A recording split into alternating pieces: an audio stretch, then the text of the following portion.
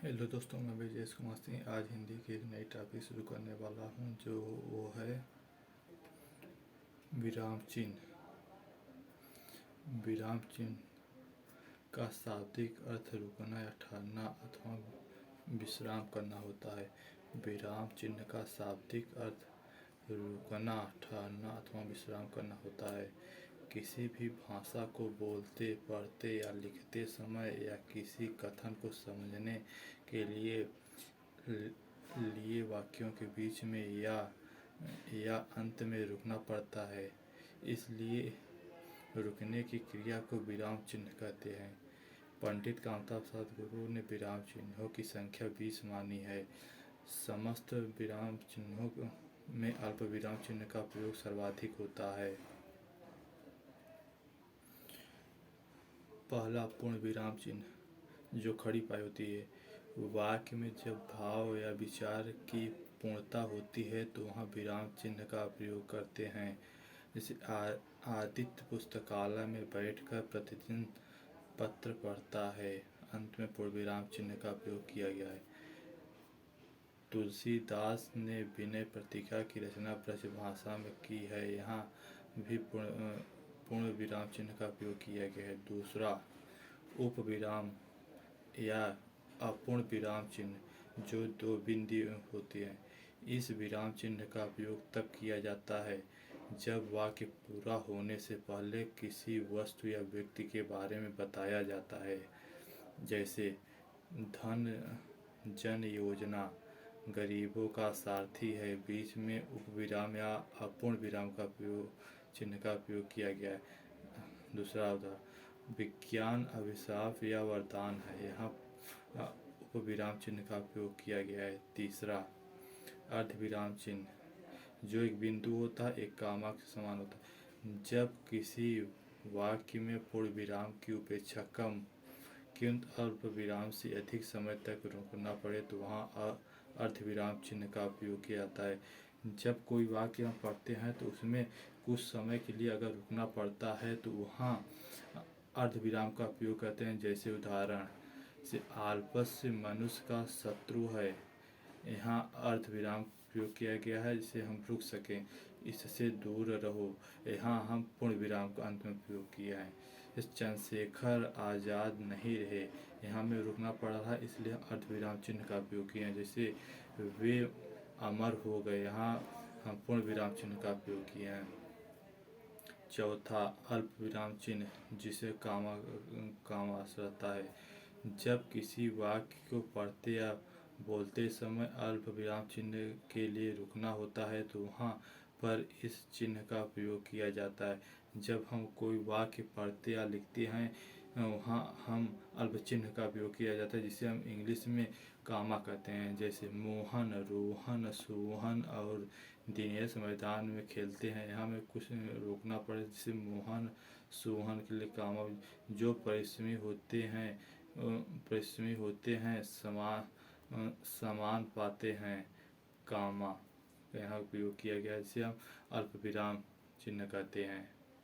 जैसे पांचवा चिन्ह, प्रश्नवाचक चिन्ह, जिस चिन्ह का प्रयोग वाक्य में प्रश्न पूछने के लिए किया जाता है तो वहाँ प्रश्नवाचक चिन्ह का प्रयोग होता है।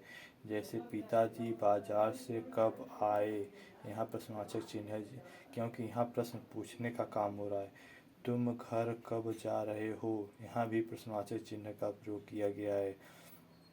प्रश्नवाचक चिन्ह का प्रयोग तब किया जाता है जब वाक्य में कहाँ, क्यों, कब, कैसे इसी से प्रश्न पूछा जाता है तो वहाँ प्रश्नवाचक चिन्ह का प्रयोग किया जाता है।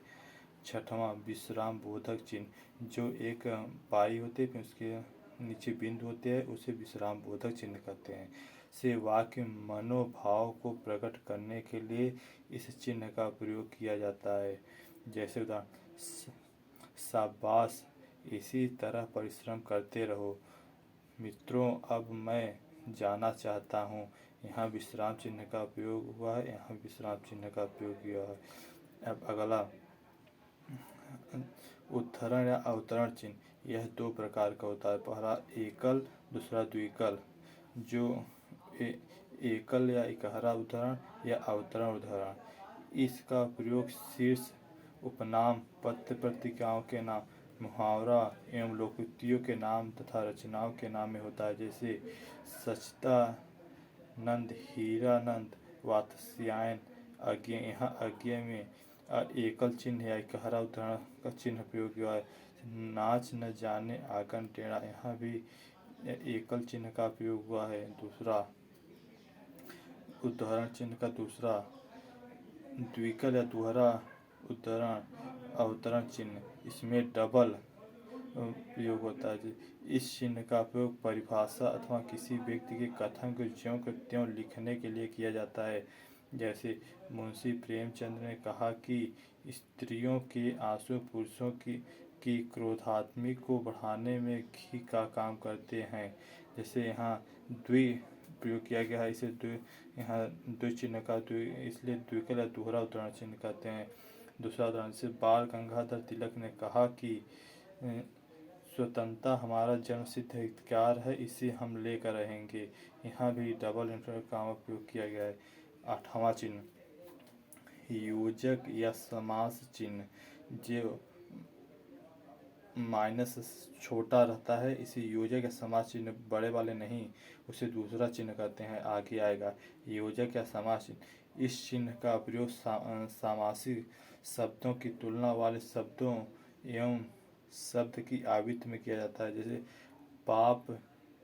पाप योजक चिन्ह और पुण्य, सत्य असत्य के बीच में योजक चिन्ह का प्रयोग, गांव गांव में योजक चिन्ह का प्रयोग किया गया है। विवरण चिन्ह, इसे विवरण चिन्ह कहते हैं।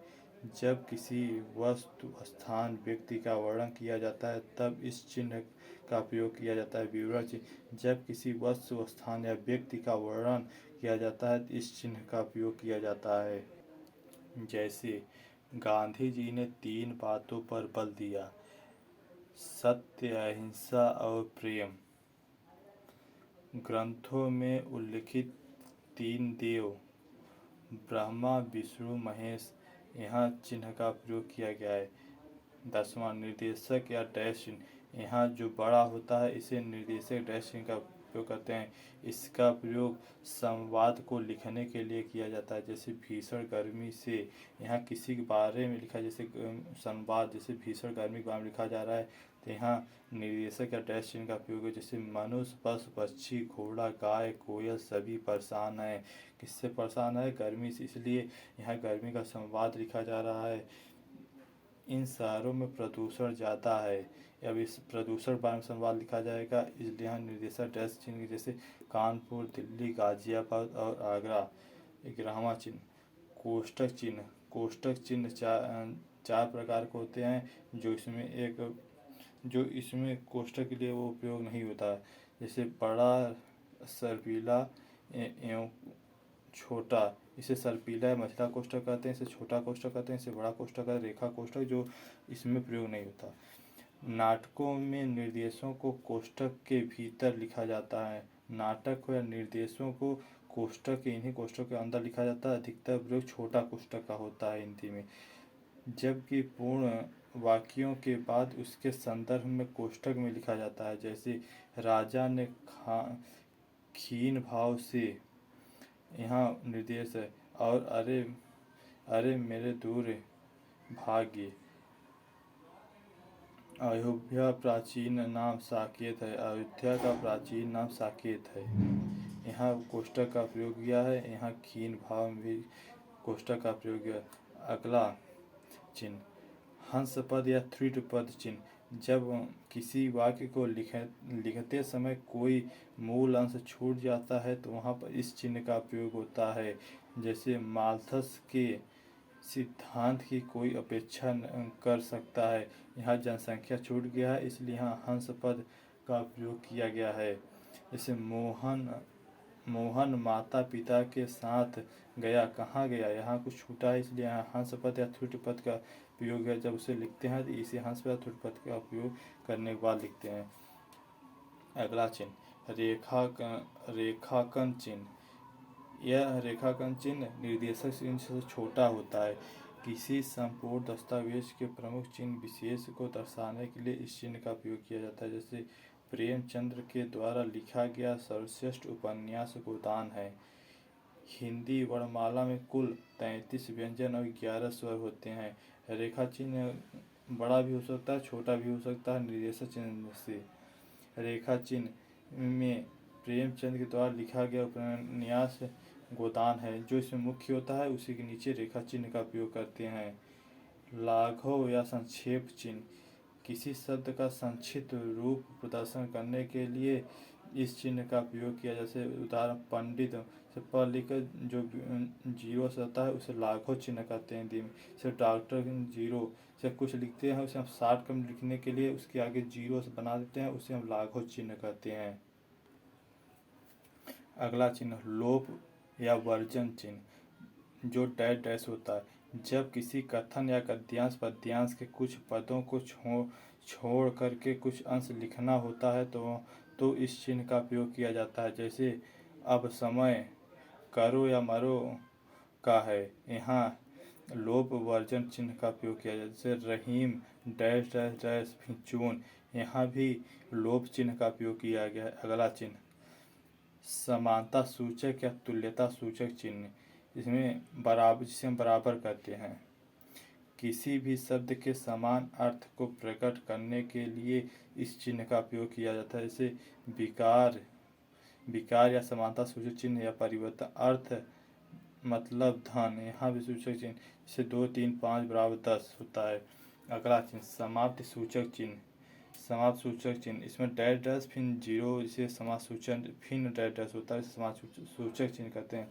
से किसी लेख या अध्याय की समाप्ति के दौरान इस चिन्ह का उपयोग किया जाता है। जब आप किताबों में देखें, जैसे उस चैप्टर समाप्त होता है उसके अंत में इसी प्रकार समाप्ति सूचक चिन्ह का प्रयोग होता है। पुनरुक्त चिन्ह, जैसे डैश डैश डैश, किसी कथन को दोहराए जाने पर इस चिन्ह का उपयोग किया जाता है। जैसे हम कोई ऐसे नीचे लिख ले, जैसे राम लिखे फिर उसके नीचे पुनः मुझे राम लिखना हो तो वहाँ हम पुनर्सूचक चिन्ह का प्रयोग किया जाता है। अगला चिन्ह विकल्प या विभाग बोधक चिन्ह, जब दो में से किसी एक का चयन करना होता है तो वहाँ पर इस चिन्ह का प्रयोग किया जाता है। जैसे विकल्प बोधक चिन्ह, जैसे वर्णों के मेल से उत्पन्न विकार या परिवर्तन को संधि कहते हैं, तो यहाँ विकल्प चिन्ह का प्रयोग किया गया है। जैसे संस्कृत देवों की भाषा है परंतु पंडित विद्वानों की भाषा रही है, यहाँ भी इसका चिन्ह प्रयोग किया गया है विकल्प चिन्ह का। और अंतिम चिन्ह तारक या टीका या टिप्पणी सूचक चिन्ह, जो कुछ भी हो सकता है, इसका प्रयोग टिप्पणी करने के लिए किया जाता है। कबीर को वाणी का डायरेक्टर कहा जाता है, यहाँ लाघव चिन्ह यहाँ तारक चिन्ह या टीका या टिप्पणी सूचक चिन्ह का प्रयोग किया गया है। जो यह सूचक चिन्ह होते या जो तारक टीका का या स्टार होता है या प्लस होता है या यही सब ये चिन्ह होते हैं। अभी तक हम जितने चिन्ह पढ़े उसका हम चलिए शॉर्टकट में तुरंत एक बार दोहरा देते हैं। पूर्ण विराम चिन्ह है